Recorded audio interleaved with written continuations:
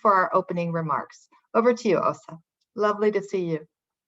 You too. Hello, everyone. It's so great to finally be here. We've been planning and discussing and debating so long, and now we're here. Mexico has actually happened, and we can start the defining of the actions that we need all to rally around in order to not only have agreements, but also to push and accomplish implementation of gender equality, women and girls' rights.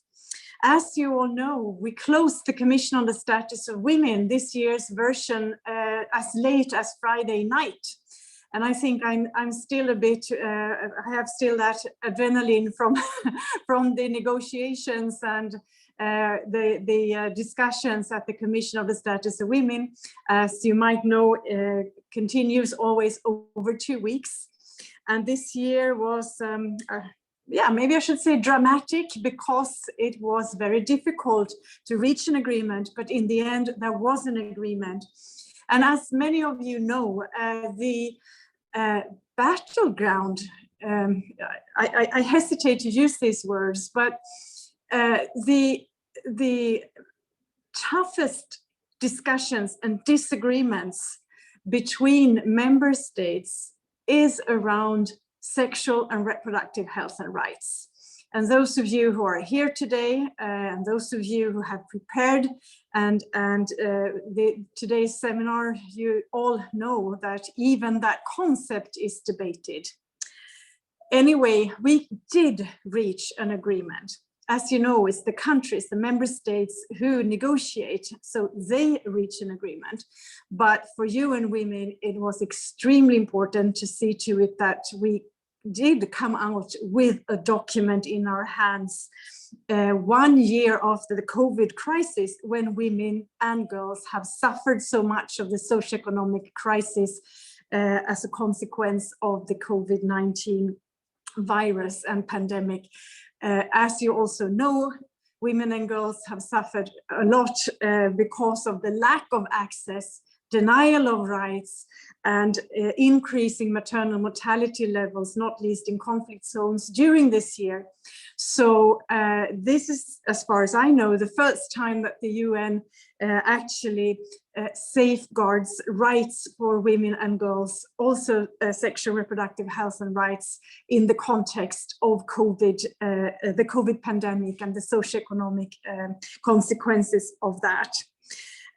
So I think it's extremely timely. I mean, obviously I'm happy we have that outcome, but I know that many of you, not least our courageous friends from civil society and youth organizations, would have liked to go much further. I don't have to speak for you, but I suspect that is the case.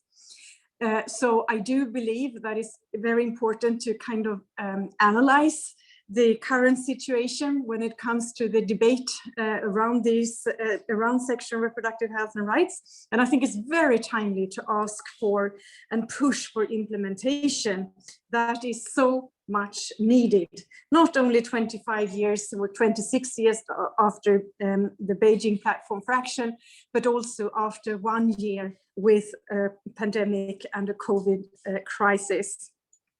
So I want to thank you all so much for having prepared the Generation Equality Forum and the specific action coalition on bodily autonomy and sexual reproductive health and rights. Those of you who have, and those of you who have perhaps been engaged in other work, this is your and our work together, and I'm very, very happy to be here. I think it's enormously timely. And as you all know, women's health is a fundamental right within which reproductive rights, sexual rights cannot be separated. And the human rights of women include the right to have control over and decide freely and responsibly on matters related to their sexuality and their individual autonomy and agency, including sexual and reproductive health, free of coercion, discrimination, and violence. So the possibility and ability of women to control what happens to them and to their own bodies impacts their ability to engage in economic, social, and public life, and the terms on which they do so. And the theme of the Commission on the Status of Women this year was leadership and public decision, public leadership in public life and decision making in relation to women's rights and gender.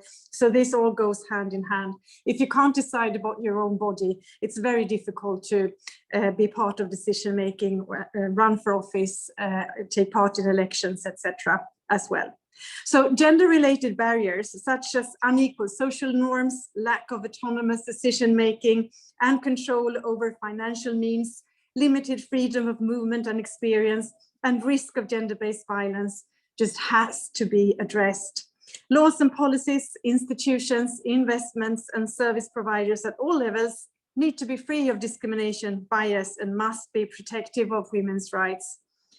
And as I said, the COVID-19 pandemic has put almost universal pressure on the gains we had in relation to gender equality made since the Beijing Platform for Action from 1995.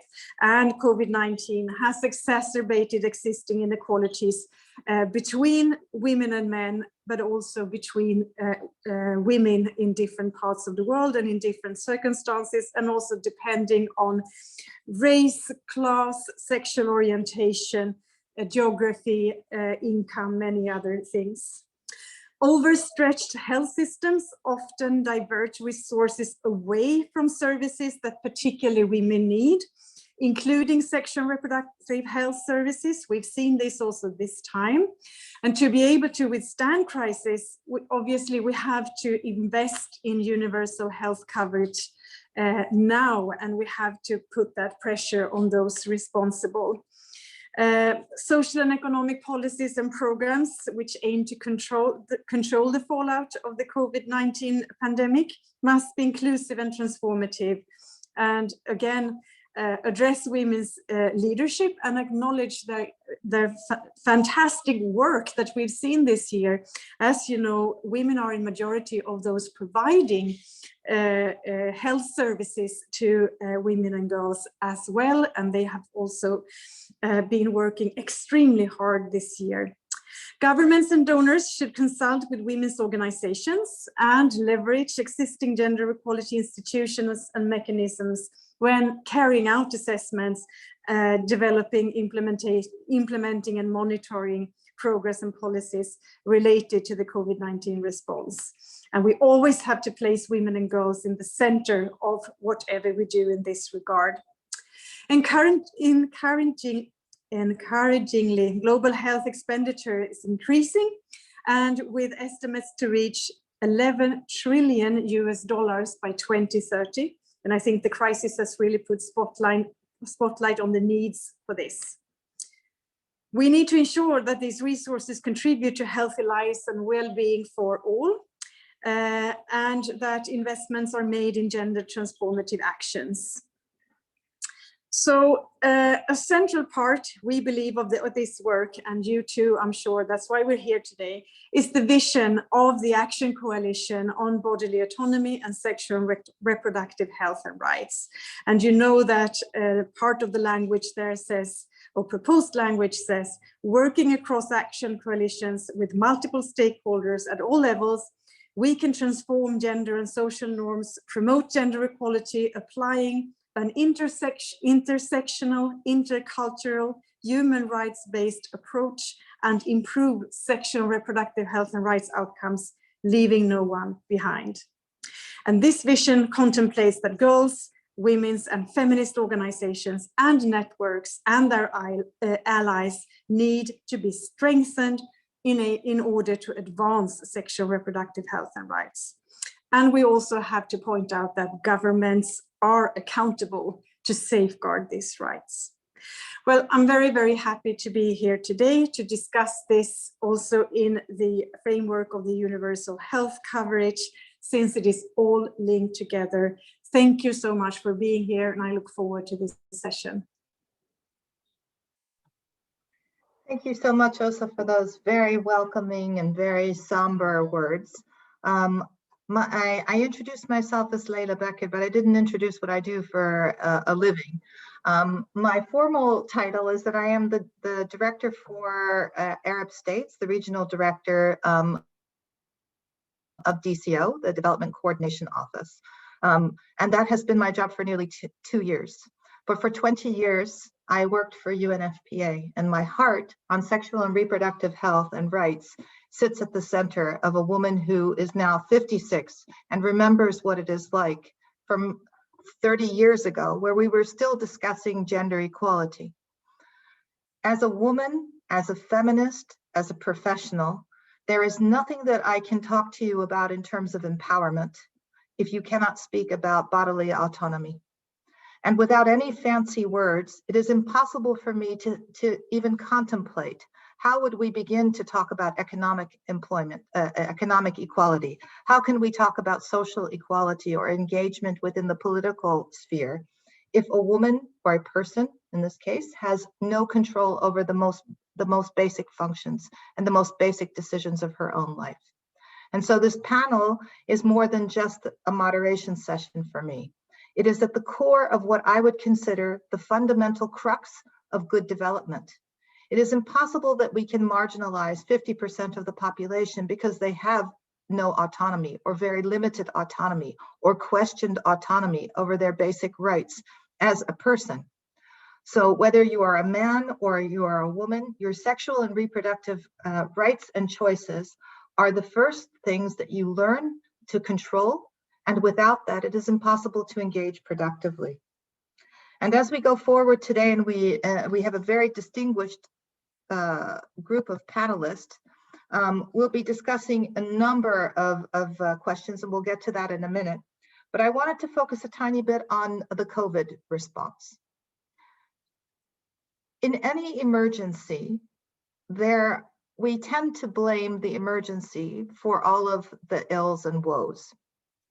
In the case of COVID, it highlighted the fractures of a system that has been struggling for 2 generations, and also was very articulate in her presentation of when we had the Beijing, when we had ICPD, and 25 years ago, we were able to negotiate a set of treaties with member states, the same member states who exist today, more or less, and where we have not been able to safeguard those rights despite all of our actions.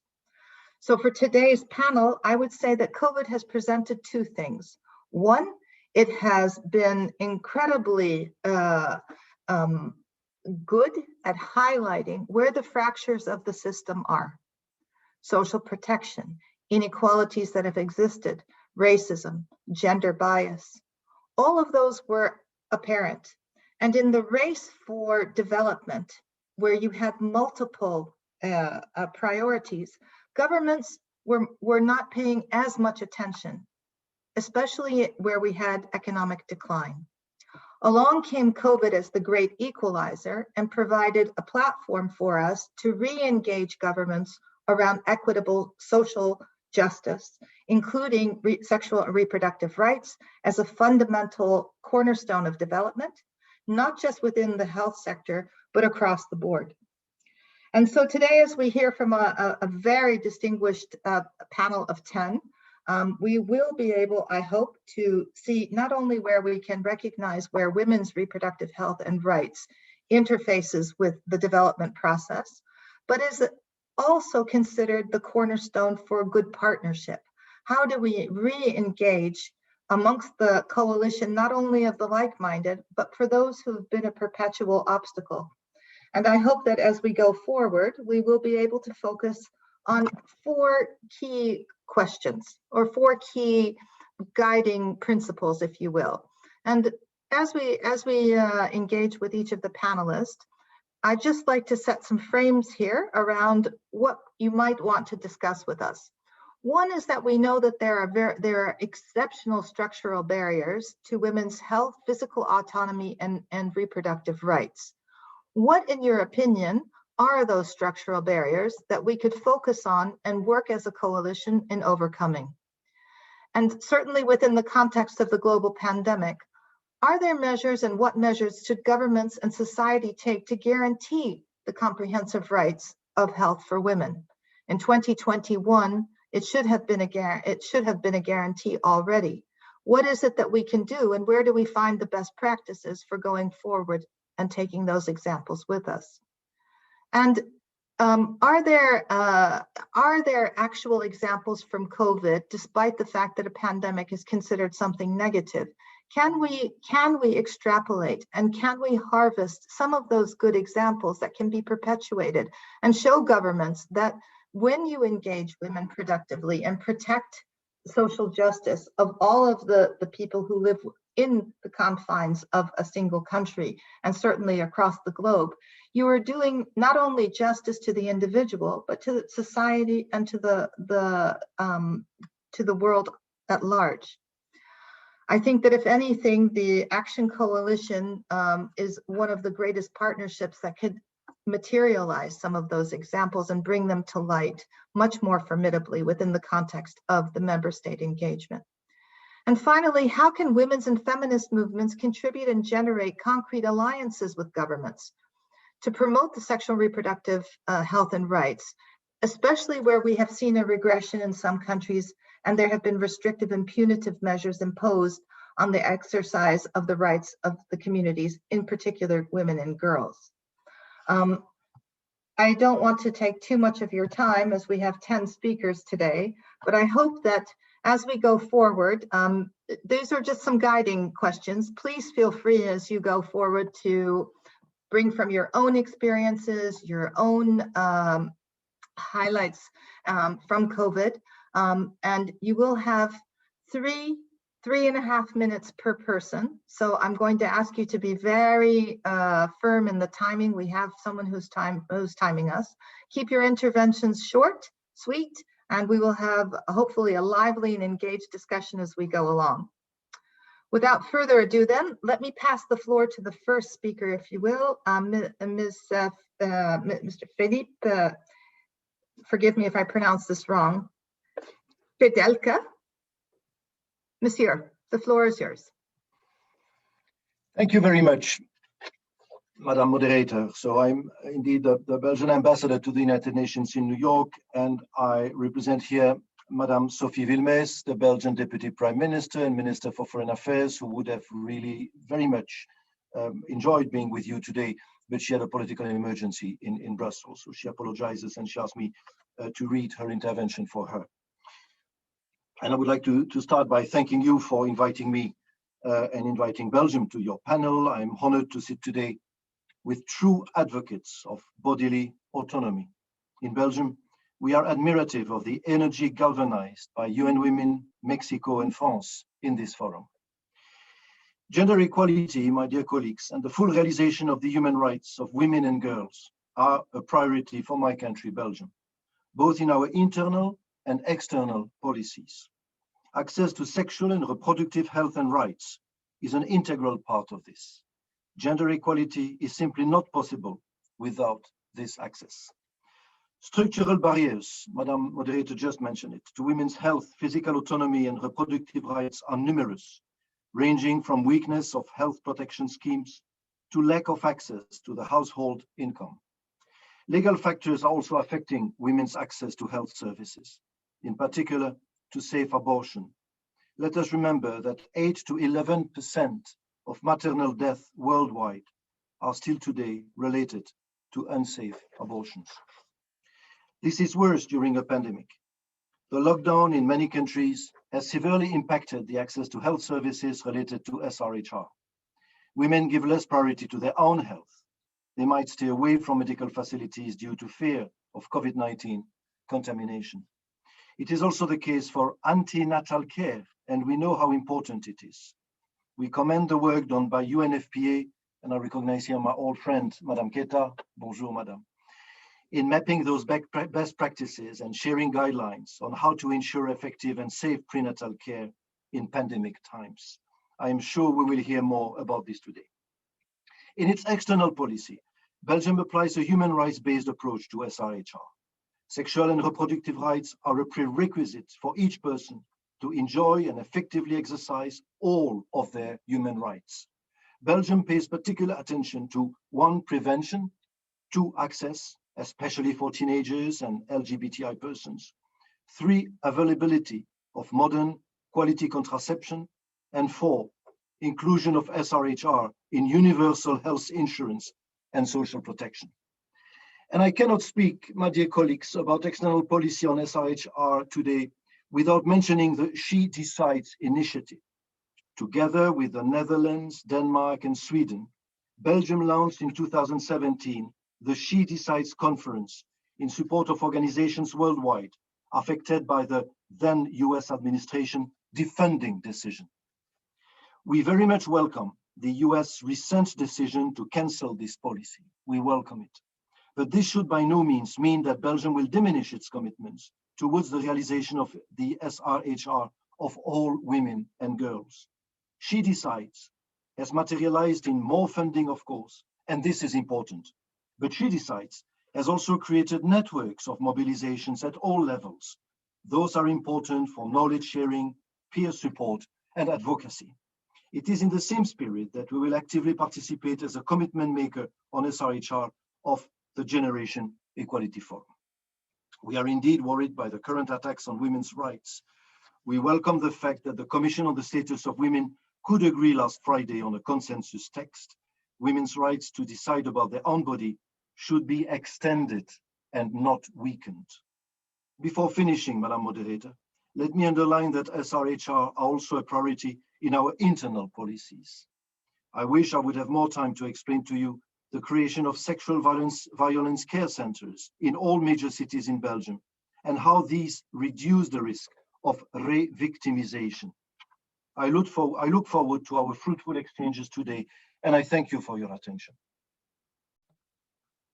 Many thanks to you, Monsieur Philippe, for that very concise and sobering engagement on SRHR. And I would also like to thank Belgium for its contribution, not only financially, but politically, to the commitment that puts SRHR at the forefront of the discussion.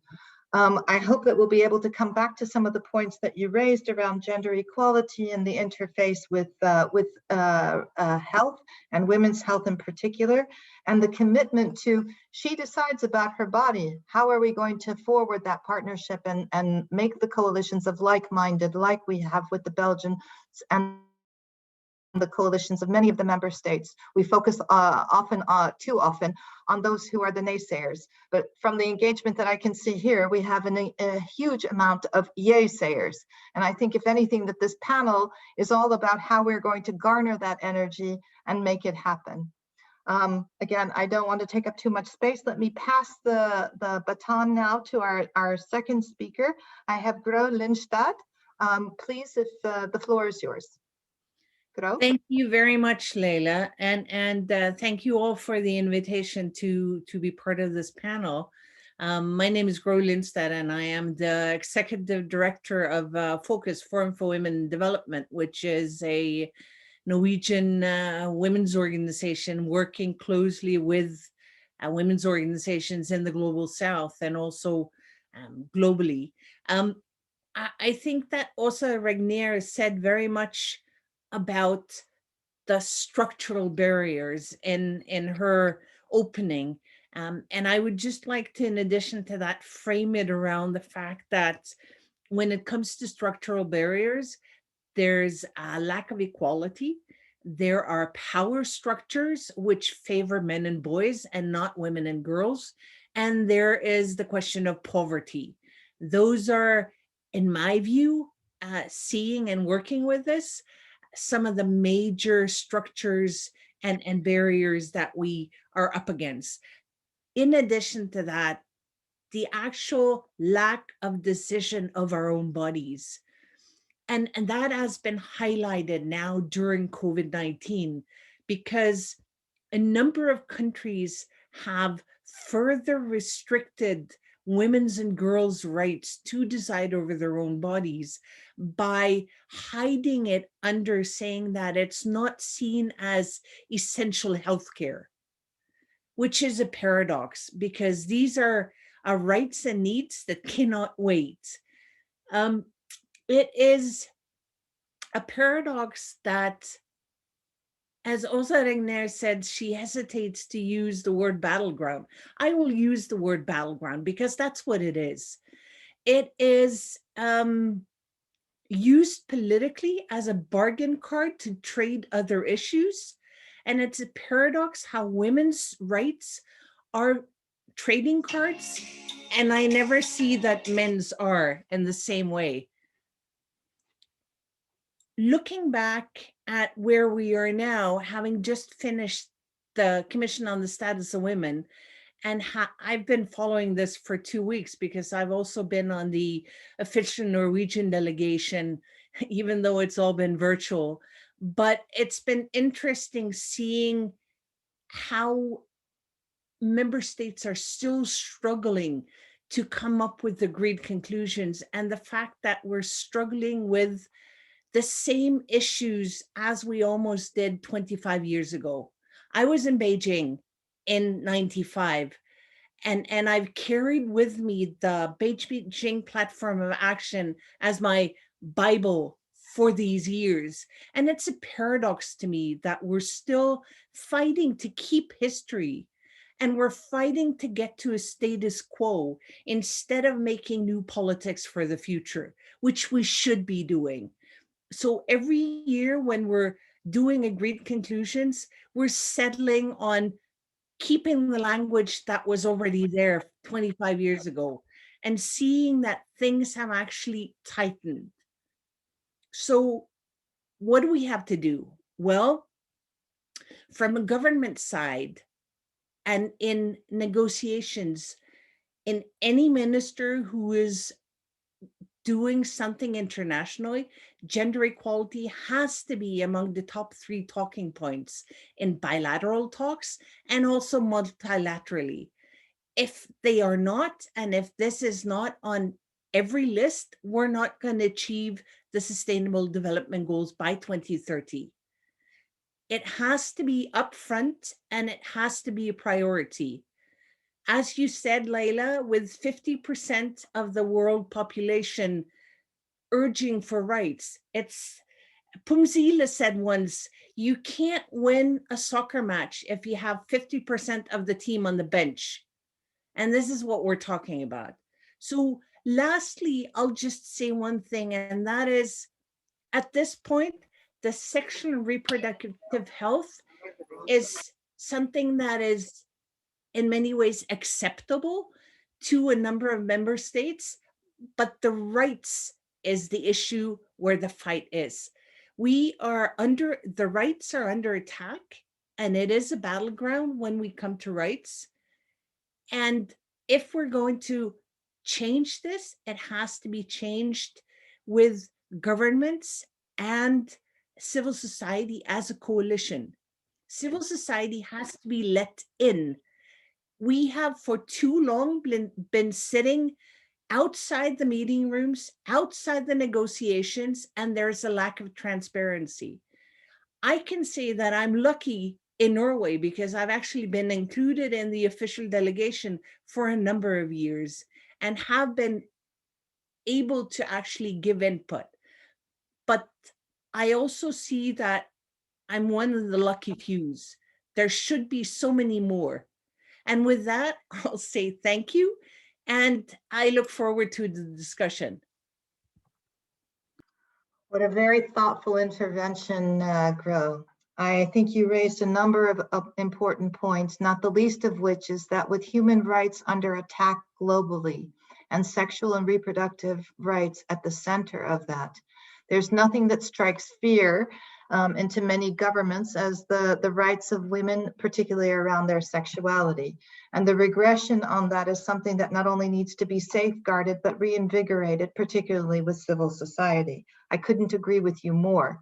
And I think as we go forward, it is important to keep in mind that with the pandemic, greater securitization and acceptance of a security modality of governance as opposed to a democratic one or an engaged civil society is something that we need to also consider. That within the package of human rights, where women's rights sits firmly in the center, it's important that we look at the totality of that human rights discussion and see where we fit within that. I'm going to hand over the floor now to Aseme Josephine, please, if the floor is yours, please. And again, 3 to 4 minutes maximum, if I could please ask you to keep that limited. Aseme, over to you. Yeah, thank you very much for having me here. My name is Aseme Josephine, and I am a sex worker from Nigeria. Oftentimes we talk about access to universal health coverage and access to human rights protection. But sometimes I ask myself if sex workers was actually put into consideration when all these policies development were made.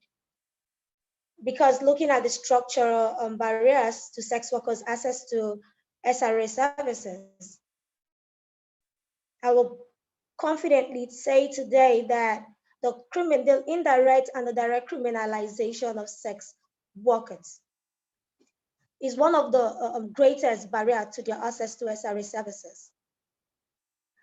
It's also a structural factor to violation, discrimination, and even HIV transmission. Additional laws such as those related to HIV exposure, non-disclosure, and sodomy has further prevented sex workers from accessing healthcare services.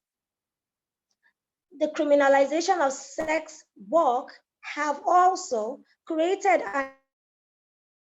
an environment that becomes very hard for one to address the issue of lack of access to funding of SRHR services that accommodate sex workers. When we look at the structural barriers that affect sex workers, we look at the taboos, the social taboos, the traditional and religion that discriminate sex workers. These have actually linked that the government, especially in Africa, don't even have the capacity to fund universal access to SRHR services for sex workers. And this is something that creates a lot of issues when it has to do with program planning and services for sex workers.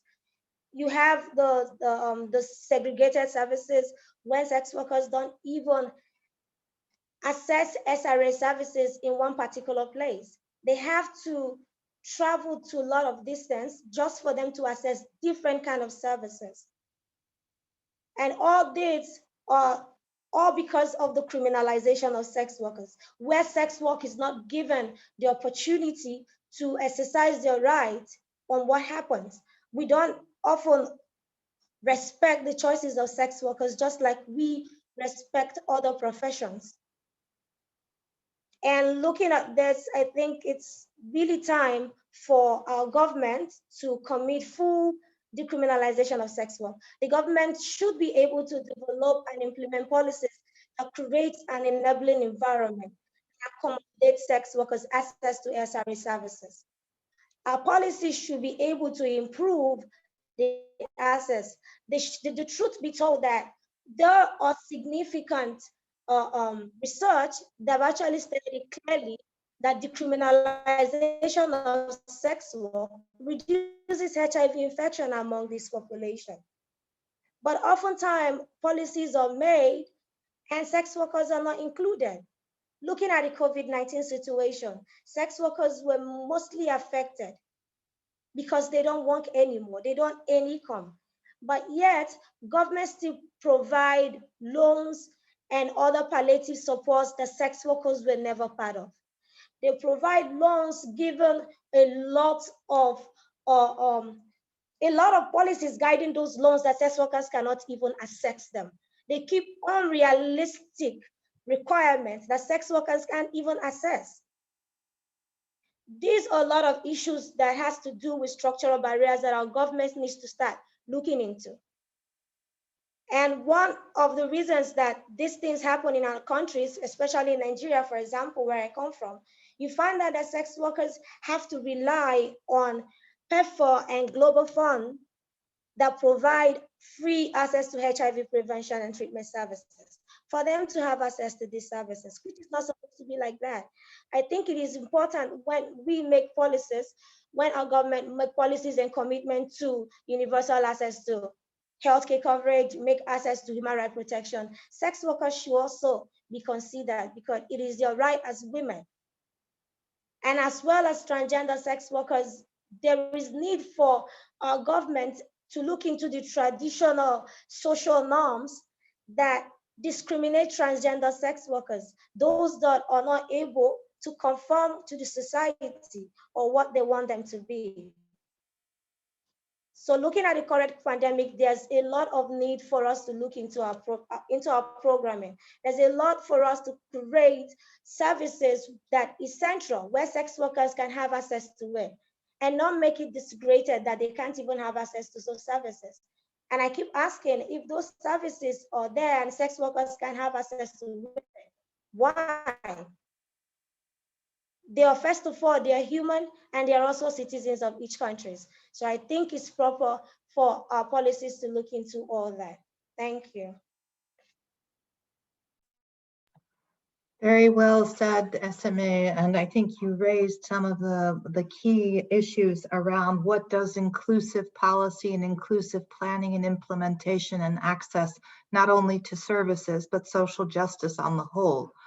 You raised a number of structural barriers that were around the legislation and criminalization of sex workers, but more importantly, where social norms interface with that and where discrimination comes into play.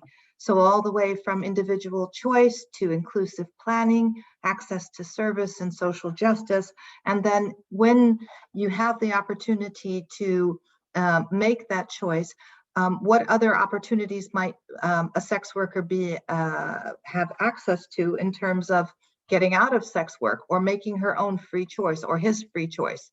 I think you raised a lot of also good issues around what is the gender divide? We focus disproportionately on women and girls, but there are other issues around gender norms where transgender and individual choice are also important. Thank you so much for that intervention. You've given us a lot of food for thought and that to take forward. But now we have Karina Gould from Canada. The floor is yours, please. Great, thank you so much, Laila. And I'm really pleased to be joining all of you today on such an important topic. But I guess I'm also really frustrated to be here as well, because I think, as Gro said so eloquently, we've been having the same debate for going on 25 years now. And isn't it time to move this debate forward and stop using the same language or even seeing a regression in the rights of women right around the world?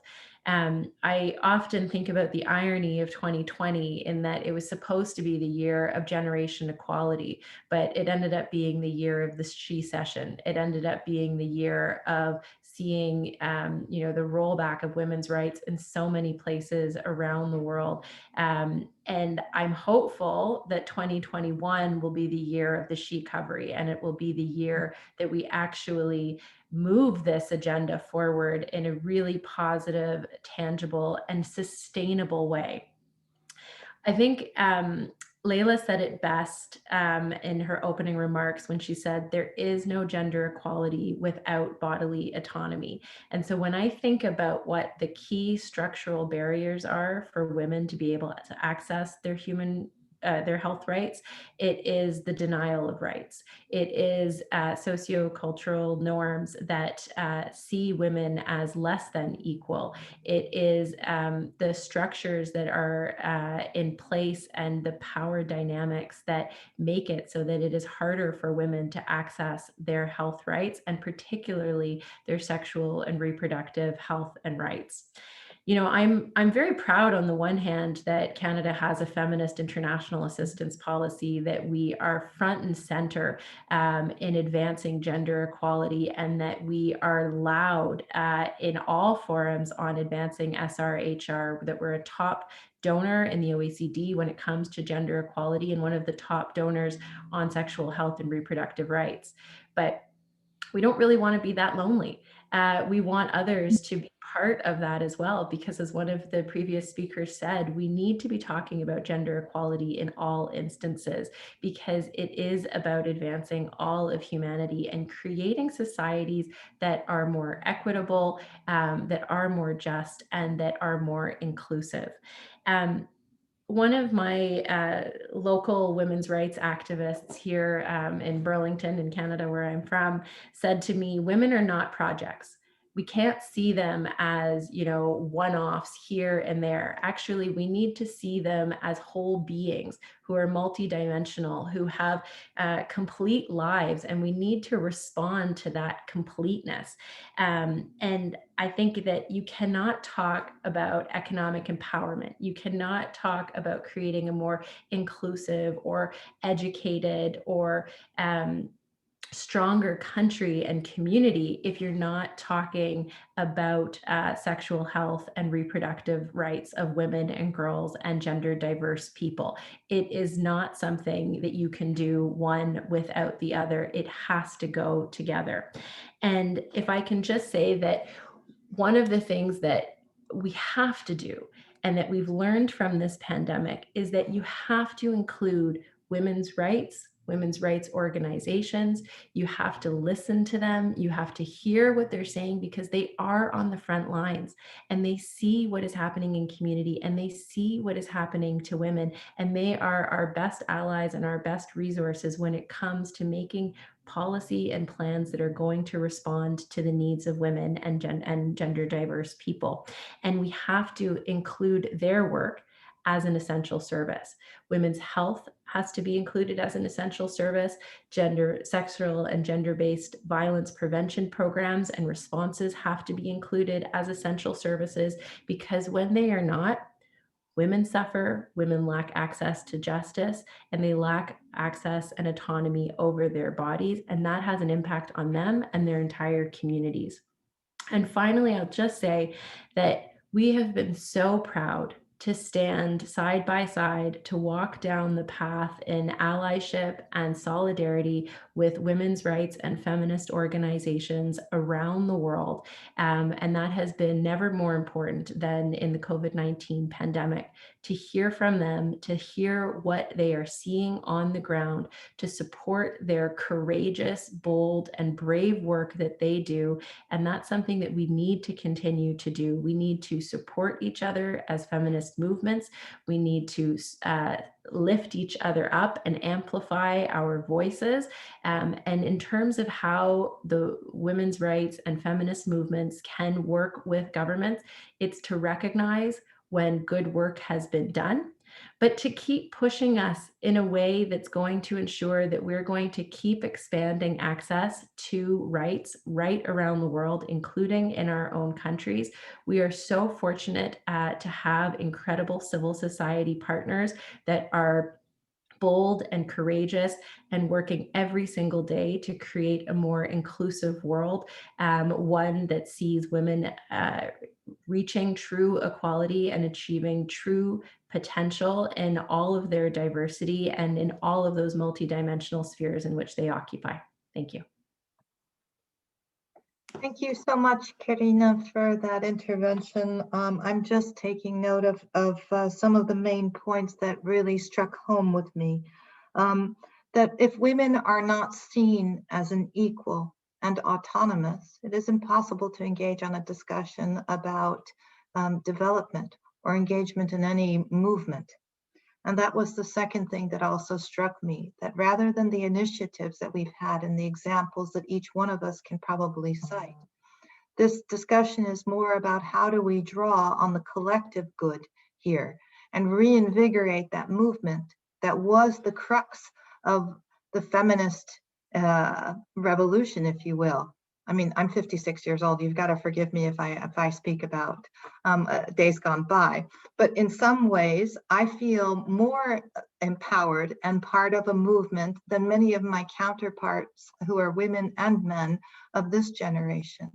And I think that you raised some very interesting points around the partnership and how do we translate this back into a movement. They say that all it takes for bad things to happen is for good people to sit on the sidelines and watch. And perhaps over the last 25 years, as we've seen the regression, it has been because each of us in our own right has been trying to do good. But this is about a collective movement now, in order for that slippage to be put on hold, and we can move back from that regression, hopefully. Anyway, enough of my speaking. Over to UNFPA's Deputy Executive Director and a very good friend and a pleasure to have on this panel, Madame Diene Keita, the floor is yours. Thank you so much, Laila. Excellencies, Monsieur l'Ambassadeur, Honorable Ministre, my dear Osa, and all colleagues and friends. I'm so happy to be here. You know, after Osa said, there is not much to add. We are the duty bearer and we'll work towards that. But it is a chance to have the feminist organization on this panel and a greater chance to have the member state as well. It is important. We are coming a long way. She decides, the ambassador of Belgium mentioned it. It was so revolutionary at that time.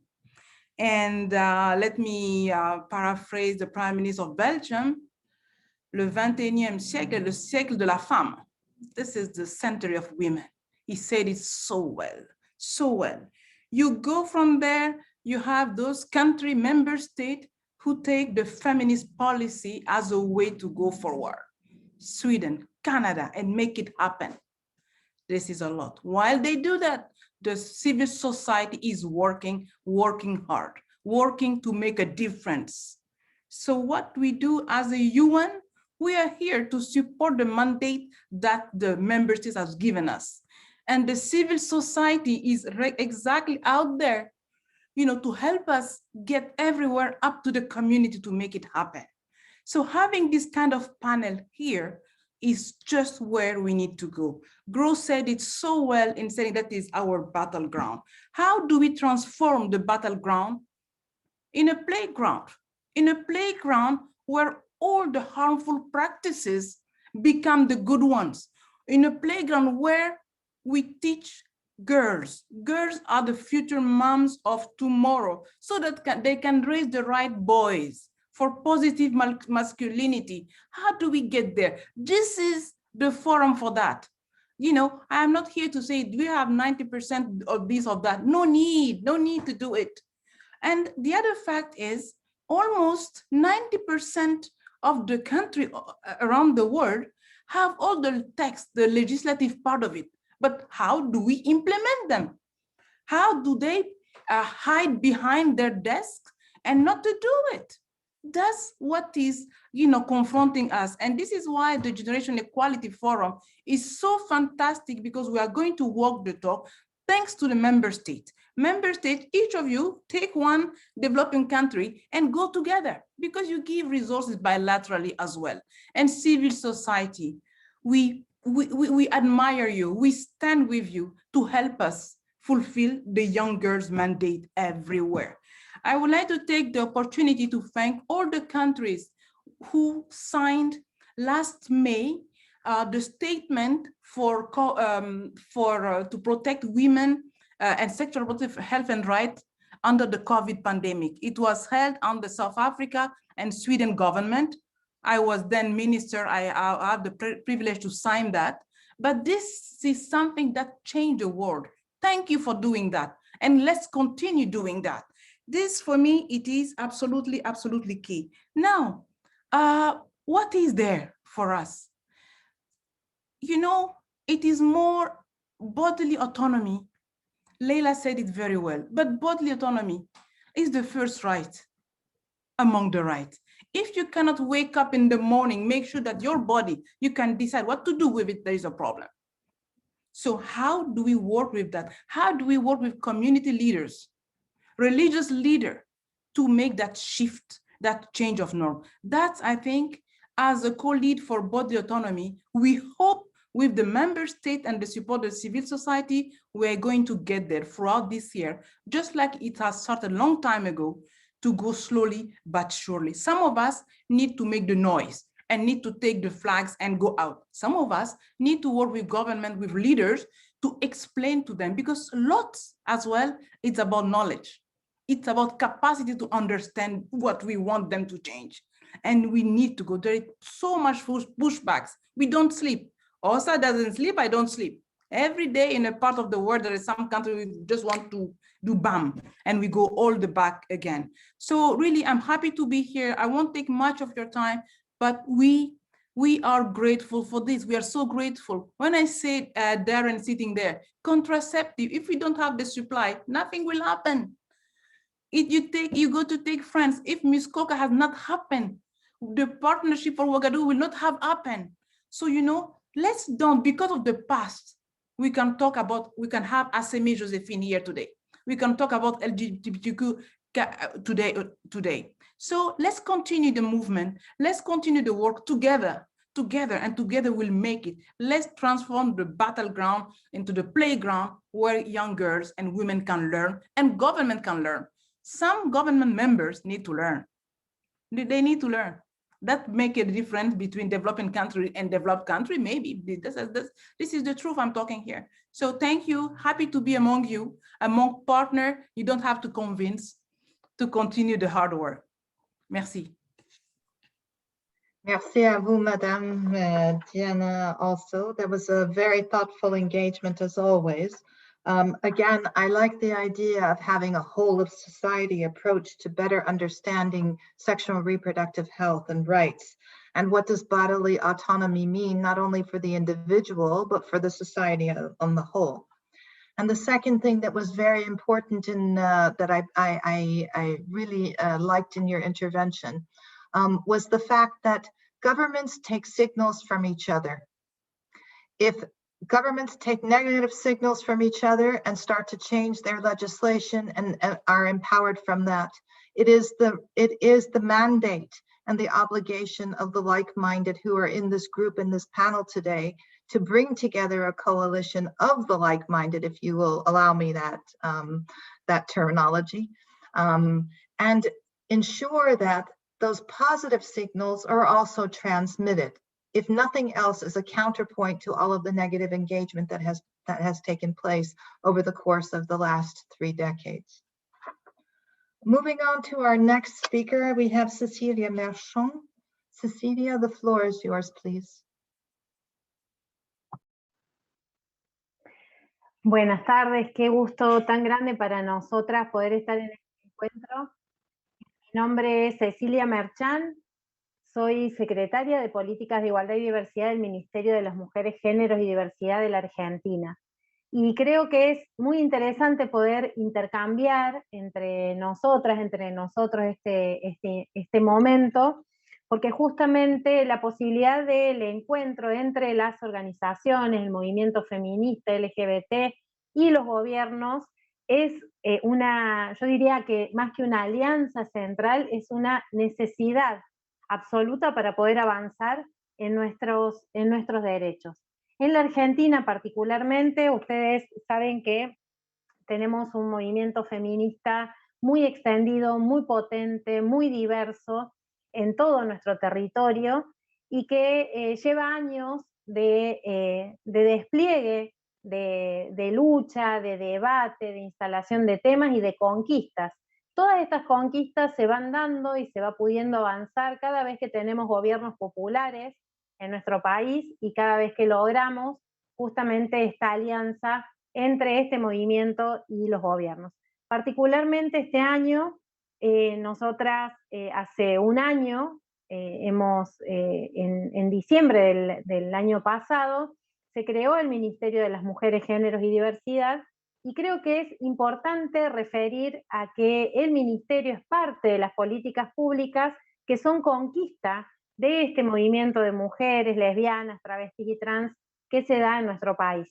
Apenas se creó el ministerio, inmediatamente entramos en la situación de pandemia y aislamiento, y como ustedes dijeron, este aislamiento generó con claridad, o mostró con claridad, las enormes desigualdades que se viven en nuestros países por cuestiones de clase, por cuestiones étnicas y por supuesto por cuestiones de género. En ese contexto de creación de nuestro ministerio tuvimos como un abordaje inmediato de las violencias por razones de género. Nuestro ministerio destinó allí muchísima de su energía. También destinamos mucha energía a todo lo que tiene que ver con los trabajos de cuidados, que nos parecía central en este contexto de crisis de los cuidados, y en abordar también alguna población muy olvidada y muy lastimada en nuestro país, muy vulnerada en sus derechos, que es la población travesti y trans. En esa emergencia abordamos estos 3 puntos como ejes centrales, pero nunca en todo el año nos olvidamos de seguir batallando por justamente algunas demandas de nuestro movimiento que son históricas, como por ejemplo la legalización del aborto en la Argentina. Y logramos a fin de año, además de haber construido desde el Ministerio un plan de acción contra las violencias por razones de género, haber construido un presupuesto con perspectiva de género a nivel nacional, haber logrado construir un plan de igualdad en la diversidad que pronto vamos a contar, a anunciar en nuestro país. Haberlo construido con la participación de las organizaciones fue fundamental, como fue fundamental la participación de todas las organizaciones y el movimiento, particularmente la campaña por el aborto legal, seguro y gratuito en nuestro país, fue fundamental para esta conquista que se dio a finales del año pasado.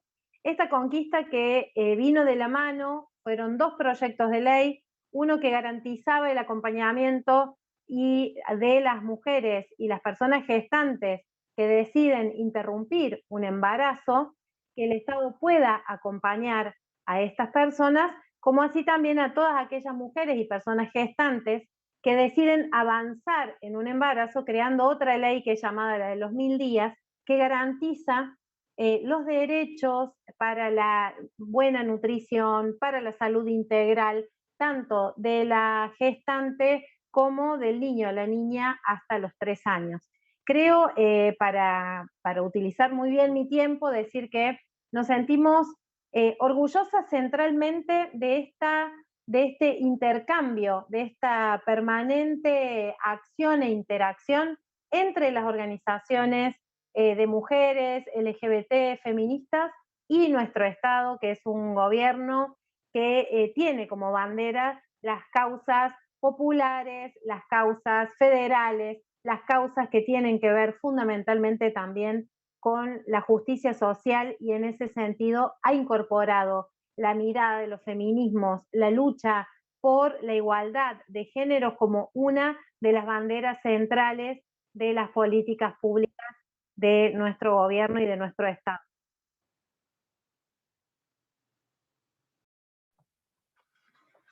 Madam Minister, thank you so much for that intervention, particularly around legislation. If I could ask you please to mute your microphones if you're not speaking. There's an echo. I would like to thank you so much for your intervention, particularly around the legislation and the importance of inclusive gender planning, having that legislation in place, and in incorporating as much diversification as possible. I think that when we talk about what is a protective factor, having diversity, and this is a very diverse group, having that inclusiveness and the diversity of the opinion is one of the things that is also a protective measure, particularly against regression. The more diversity that we have and the more engagement from sectors of society, from different counterparts, from across the globe, that will be the strongest pivotal point that we have. I'm reminded that we are very short on time and we're only halfway through the speakers. May I please ask a plea to everyone who is speaking to limit their engagement to 3 minutes, or we will run out of time and then it'll be my head. So with that, over to you, Audrey, for the intervention. The floor is yours. Thank you very much, Laila. So I'm Audrey Fontaine. I'm a member of the Gender Equality Youth Task Force, and I'm a medical doctor working in France. Before starting, I'd like to thank the organizers and the partners for this crucial and major event, and to invite me to speak on this fundamental topic. It's fundamental because sexual and reproductive health rights are human rights, and they are part of universal health coverage. They should be guaranteed everywhere in the world. However, we are very far away from it. Every year, millions of women give birth without any professional support. Millions do not receive the required care, and millions die. The COVID-19 pandemic, as we said already, worsened the situation. We sadly saw that in time of crisis, bodily autonomy is one of the first rights to be threatened. Barriers to SRHR are various: legal, regulatory, cultural, financial, geographical, but also health systems are weak. Health services are fragmented, human health resources are lacking, health policies are not taking into account specificities of some populations, and financing is unequally distributed and unsustainable. All this leads to lower access and lower quality of healthcare, with a dramatic effect on the most marginalized communities. What to do to change this?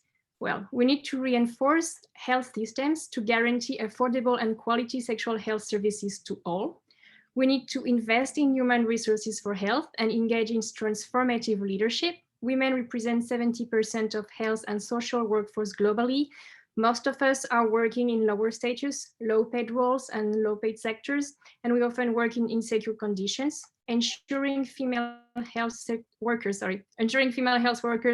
decent work is central to guarantee everyone, everywhere, affordable and quality services. We also need to take an intersectional and global approach to identify the groups of women with the worst health outcome and reach out to them. We need to address the gender-based determinants of health and other determinants such as climate, economic, and social inequities that affect women more strongly than others and make them less able to afford care. We also need to transform the social norms, to fight stereotypes and promote good practices through education. Countries need to incorporate access to sexual education and sexual health and reproductive services in their national priorities, including access to contraception, safe abortion, and to services that respond to the needs and health patterns of the most marginalized communities: women, young girls, LGBTQI indigenous communities. We need sustainable financing, and we need to harmonize health investments toward all aspects of SRHR.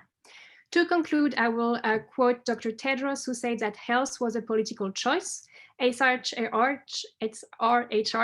are fundamental parts of health, and to achieve equality and leave no one behind, we need strong, continuous political commitment to create legal, regulatory, and political environments that would enable the achievement of SRHR and be responsive to people's needs. We need multi-stakeholders mechanism and strict follow-ups. We need to engage society as a whole in the healthier and equal world. And I look forward to the work of the Action Coalition at global level, but we also need the same movement of transformative co-leadership and co-creation at national and local level. And that's how we will act for equal. Thank you, and back to you, Laila. Well done, Audrey. 3 minutes on the nose, and a lot of food for thought in there. I think if I could pull out anything that's critical from what you were I'm sorry, there's still an echo. Thank you. One of the most important characteristics that you've highlighted is that where health systems are weak, women are the first to fall off the agenda on health. Where financial crisis hits, then the money stops flowing for women, including on SRHR. And if we can emphasize the qualitative information around the social determinants of health, including those that are positive determinants where women are engaged and can enjoy a healthier life and a healthier family, a healthier society, that can be a strong driver of change, hopefully. I also look forward to the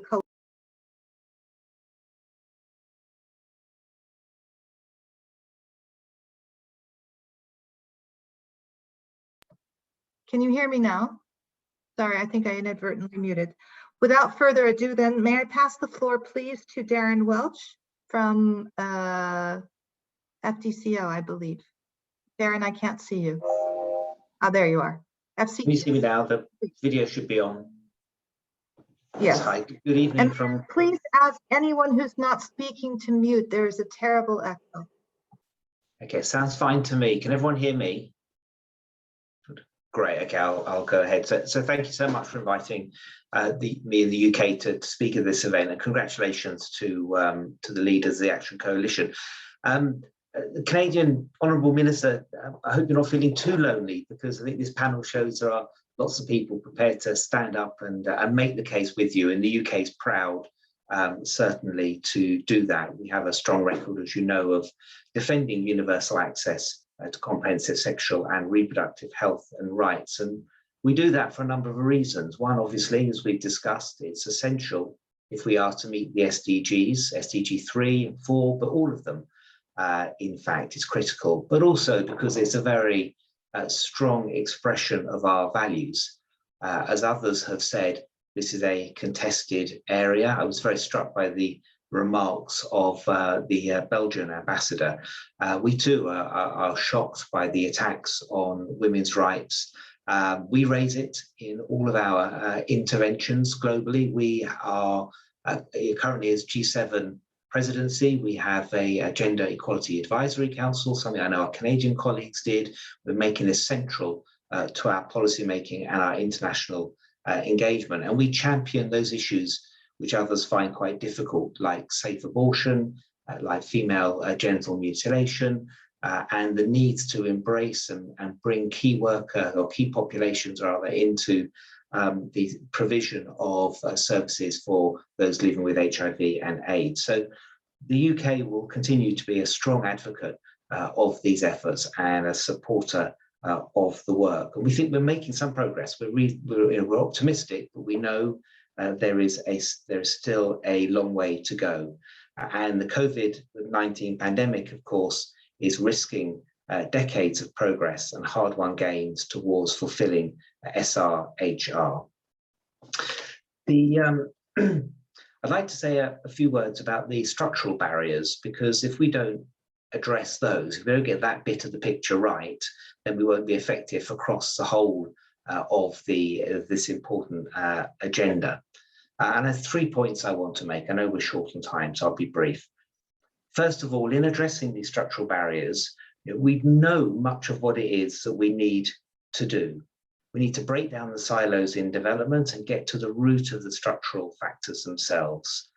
And that means addressing the exclusionary laws, the policies, and the economic factors which breed exclusion. We need to address the barriers which are created by harmful gender norms and stigma. Again, I'm reasonably optimistic, although we haven't seen the progress we would like to make, about the pace at which social change can and does happen. I think we should remember that. And we need to address the discrimination that women and girls experience on a daily basis, and the way that communities, families, societies sometimes do not properly value their women and girls. So that's the first thing. We know what we need to do, or a lot of it. We now need to have action. But as we do this, we must focus on the most marginalized, particularly addressing the areas where inequalities come together. So poor rural women, lesbian or disabled women are much more likely to face barriers. We know that, and these are exacerbated by the pandemic. And I thought that Aseme's comments were particularly powerful on the experience of sex workers in Nigeria in this regard. So we know what we need to do, or a lot of it. We must do it in a way that focuses on the most marginalized, because that's how we'll get it right for everybody. And then finally, we need to do it together. Donors, we've heard a lot about donors and country governments. We can bring diplomatic engagement, pressure, persuasion, and some resources. But that's got to be a basis for this broader coalition. And that's why we're so excited by the work of this Action Coalition. We know that collaborative action and alliances is how we'll be most effective. It's how we'll achieve that transformational change that we need. And we've got clear evidence the women's rights organizations and locally driven women-led organizations can be key to creating sustainable change for women's rights and SRHR. So we need that partnership, governments, civil society, youth groups, businesses. It's why we're so excited about the work of this coalition. And as we go forward, you can rely on us in the UK to continue and champion all the work that you're doing. Thank you. Thank you very much, Darren, for a very precise and thoughtful intervention around those 3 points. I think you make some compelling arguments around how to break down the silos, the engagement around the SDGs, where SDGs 3 and 4 are central to the discussion around the remaining 15. And I honed in, and I'm going to paraphrase here, so forgive me if this is incorrect, but taking the sting out of what people generally consider to be quote unquote sensitive is something that I hope that this group will do. There is no topic that is sensitive. We make it sensitive. And if anything here, the fact that if we perpetuate the idea that sexual and reproductive health and rights is a sensitive issue or a woman's issue, we are doing all of ourselves a great injustice. So I hope that that's something that also that the coalition will look at much more formidably. We're very short on time, and with that, I'm going to turn it over to Teresa Alarcón, please, for her intervention. The floor is yours. Teresa. Muchas gracias. Es muy emocionante estar en un panel con todas estas personas. Fundamental, ¿no? para nuestra memoria, esta memoria relativamente corta de la lucha por nuestros derechos, considerando todo lo que hemos conseguido, ¿no? En siglos. A 25 años de Beijing, creo que se van reafirmando los compromisos en relación a los diálogos y los mecanismos de concertación global con la participación de la sociedad civil y entre todo con la participación significativa de las personas jóvenes, ¿no? Soy parte del colectivo Rebeldía. Esta es una organización con base en Bolivia, en Sudamérica, en la que trabajamos desde el primer momento y hace 26 años por la autonomía de nuestros cuerpos, por las libertades sexuales y la justicia reproductiva. Y nos articulamos a nivel nacional y regional por la lucha por el aborto libre, legal, seguro y gratuito, posicionándolo como lo que es, ¿no? Un derecho para las mujeres, un asunto de salud pública, de salud integral y de ejercicio de nuestra ciudadanía y de democracia, por supuesto. La COVID-19 ha evidenciado la desigualdad estructural, ¿no? Ha recrudecido lo que para muchas de nosotras ya era evidente hace muchísimo tiempo, que es el agotamiento de un sistema social, económico y político que no tiene otra agenda que no sea la de la privatización de todo, ¿no? Incluida la vida.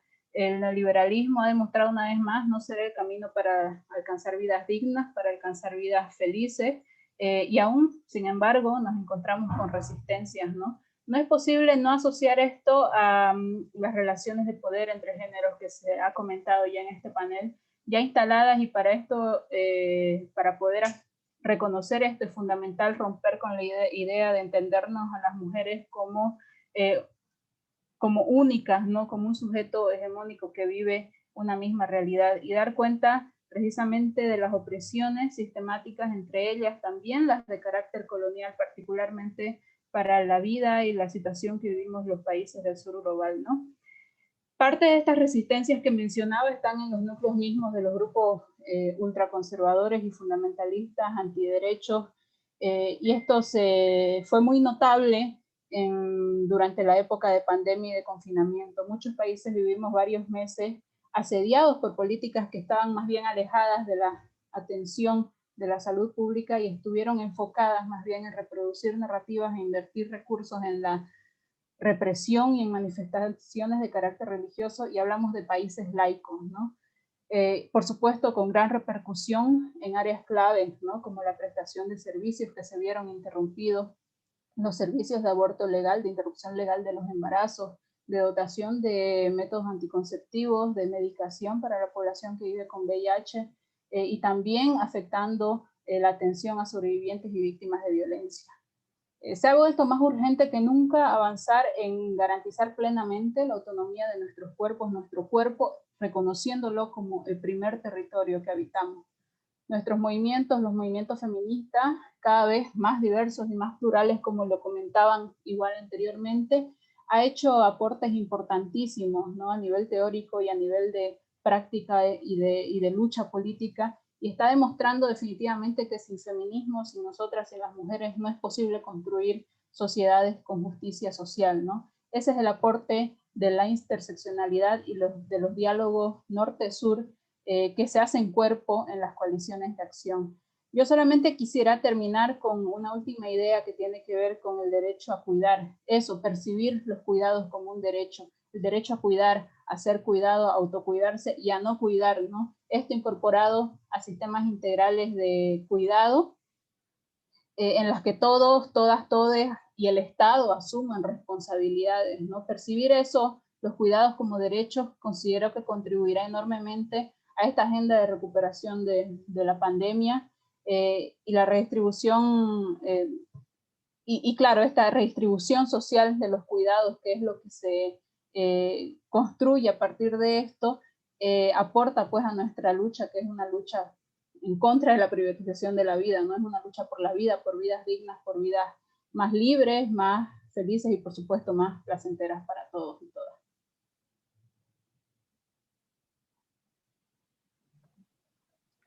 Many thanks, Teresa, for that thoughtful intervention. You raised issues around human rights. Again, we see a recurrent theme here where sexual and reproductive rights as part of a package of human rights and putting a stopgap around that in terms of increasing politicization, a movement to the right, and regression around social justice. We have two more speakers and I'm acutely aware of time. So again, please, if you could limit the intervention to 3 minutes, I am going to hand the floor over to Aíde García, please. Aíde.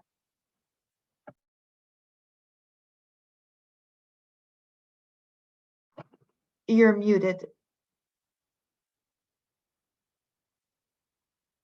Madame Aíde, the floor is yours.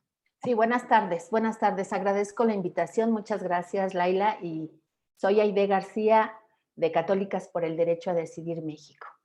Bueno, pues la pandemia de COVID-19 nos impone a tomar en cuenta las afectaciones que ha tenido en la salud de las mujeres y sobre todo en sus derechos sexuales y reproductivos. Su agudización en las barreras estructurales ha impedido alcanzar los objetivos trazados en los programas nacionales, así como los compromisos adquiridos en los acuerdos internacionales. Se ha afectado el acceso a los servicios de salud sexual y reproductiva, ya que la infraestructura es insuficiente debido a que muchos hospitales y centros de salud se han convertido en atención especial al COVID. Las desigualdades económicas y sociales se acentuaron.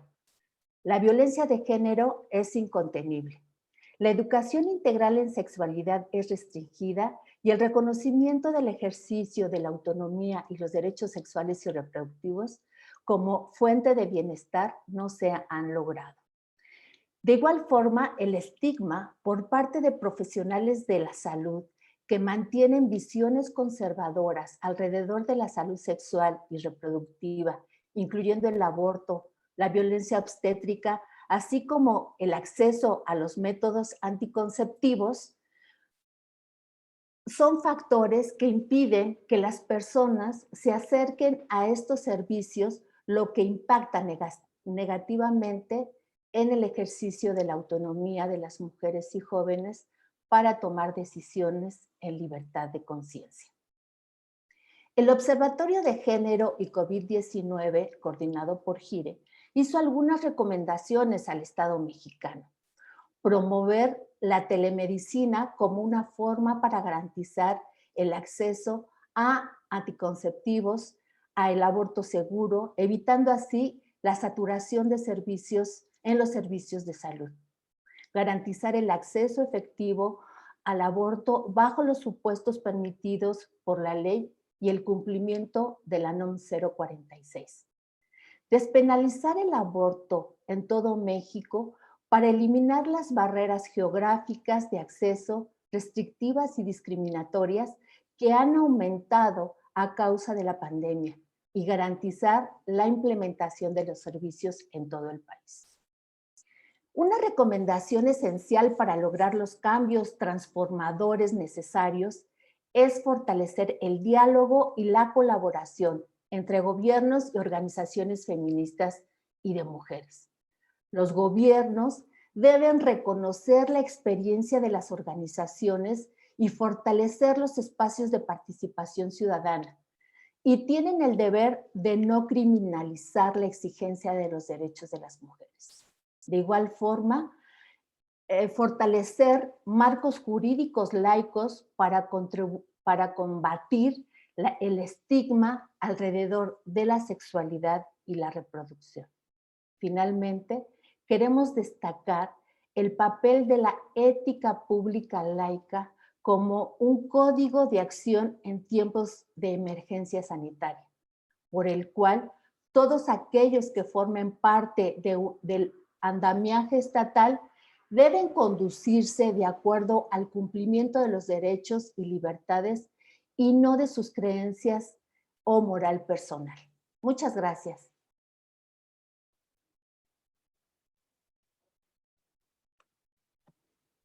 Thank you so much, Aíde. That was very thoughtful. I took note of your intervention where you highlights the impact on women's health, where, again, where health systems are overwhelmed, women are the first to fall off the agenda, where we have obstruction of national agendas as a result of that marginalization of women, and where the legislation around decriminalizing anything that has to do with bodily autonomy is key to the feminist movement and this particular coalition. We have one last speaker, and regretfully, we will not have time for any Q&A, I'm told. I'm very sorry. I'm a good listener, less of a good moderator, obviously, with this panel. So with that, I'm going to give it over to the last speaker. Pauline Faith will be our, wrap it up, and then we will have 1 minute before we have to close at 1 p.m. sharp. Pauline, over to you. Madam, you're muted. You're muted. Could you unmute your microphone? Thank you. Thank you. I'm very excited to be here today, especially to discuss a topic that is dear to my heart. And I want to appreciate the leadership of the Generational Equality for the invitation. Many of our speakers have already mentioned the barriers and challenges as it relates to the sexual reproductive health of girls and young women. So I will waste most of my time on that. They mentioned some of the challenges, which include child marriage, FGM, the issues of diversity and inclusion, issues such as safe abortion. But I would like to throw a highlight on women political participation.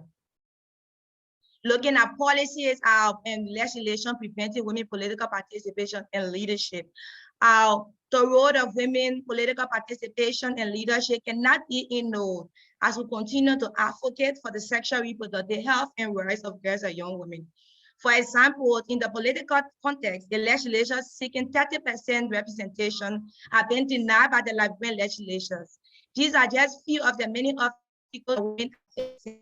And I want to use this time to call on world leaders, state actors, to ensure that government implements or introduce laws and policies that promote women political participation and leadership. In the wake of the COVID-19 pandemic, teen-age pregnancy, gender-based violence continue to be on the increase. Government and society need to ensure the protection of women and girls at all times, including during crisis. There is a need for contraceptive and youth-friendly clinics or hospitals and comprehensive sexual education. I still feel terrible about my friend death due to an unsafe abortion. Many girls continue to die from unsafe abortion while government play politics and poor culture about human lives and the right to health and protection. Lastly, I'd like to suggest that we start to leave advocacy for free sanitary pads for adolescent and school-age girls. We are celebrating the use of free condom every year, while girls in poor communities drive from school due to menstruation and sometimes could not return back to class. I wonder why priorities are issues about sex that is a choice, the menstruation hygiene that is a nature and should not be a taboo. Ladies and gentlemen, having sex is a choice, but for menstruation, it is not an option. It is in nature, and it is in nature and should not be a reason why there should be denied rights to education.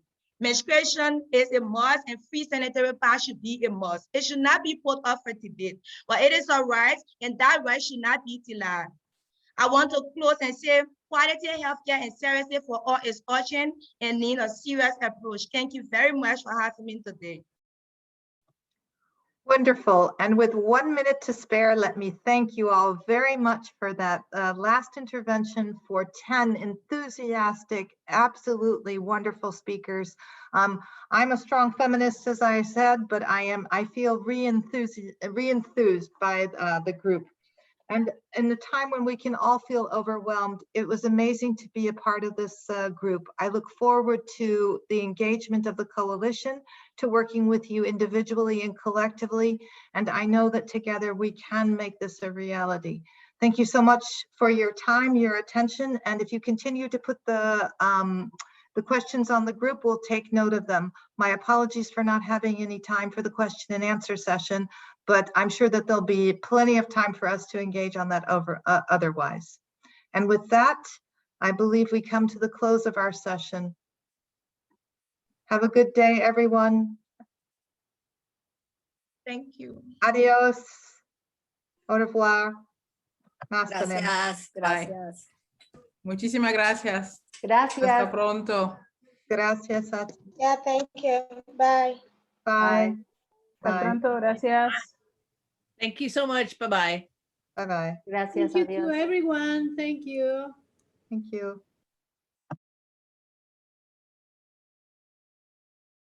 ¿El equipo va a hacer alguna evaluación final?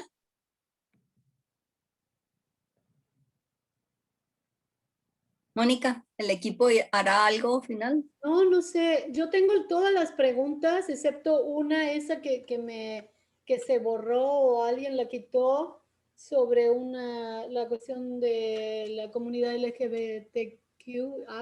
Ajá. Tengo todas las preguntas, entonces no sé si se las mando a Ana. Ana, ¿te mando todas las actualizadas? Yes, please, let's deal with this in the private chat, please, because I think we'll still have participants. So we'll deal with this in the private room. To the chat, the WhatsApp chat, right? Yeah, thanks. Perfect. Bye. Okay, thank you. Okay, thank you. ¿Tú lo captaste todo entonces, Mónica? Hubo 332 dispositivos conectados y 40 intervenciones en el chat. No. Yo capté las preguntas del chat, que era mi responsabilidad. Sí.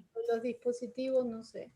Bueno, de todas maneras, aquí tengo el informe yo y capté todo lo que las conversaciones. No sé si las intervenciones van a ser como si fueran ponencias o qué, porque nosotros vamos a hacer un informe final con la consejera Alba Adriana Jiménez. Pidieron que si se mandaba un resumen, no sé. Eso vamos a hacer nosotras. Ajá, yo les dije que no se sabía eso. Bueno, está bien. Muchas gracias. Okay, abrazo, consejera Adriana. Abrazo, consejera Mónica. Bye, bye, saludos. Gracias, Ana Laura. Bye, y al bye. equipo de soporte técnico. Gracias. Okay. Hasta la tarde, ¿verdad? Yes. Ok, gracias.